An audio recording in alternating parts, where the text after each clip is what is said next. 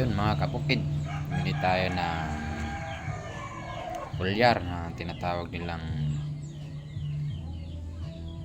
Nova 30K 0061. Ito mga kabukid, ang Nova 30K na 0061 ay high potas mga kabukid. Ito kung nakikita nyo mga kabukid, spray natin sa palayan kasi kulang sa potassium.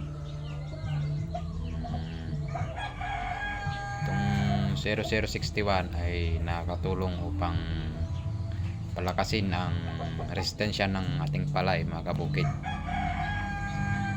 kaya kailangan tayong mag-spray.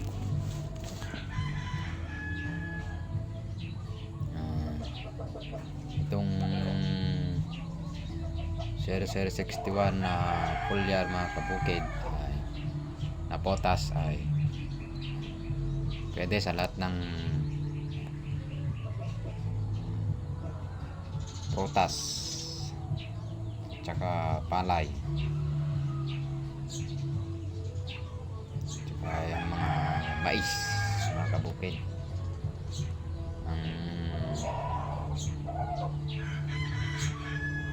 Paggamit nito ay 7 to 14 days mga kabukid bago yung headings ng palay. Application ng rate nito mga kabukid ay 8 to 10 scoops. Pakita natin, meron na siyang scoops mga kabukid.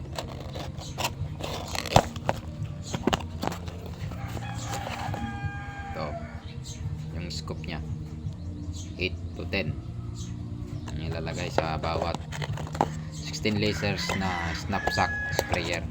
Okay. Subukan na rin to kasi ngayon lang tayo gagamit ng ganito mga kabukid. Meron lang kasi akong nakita dito sa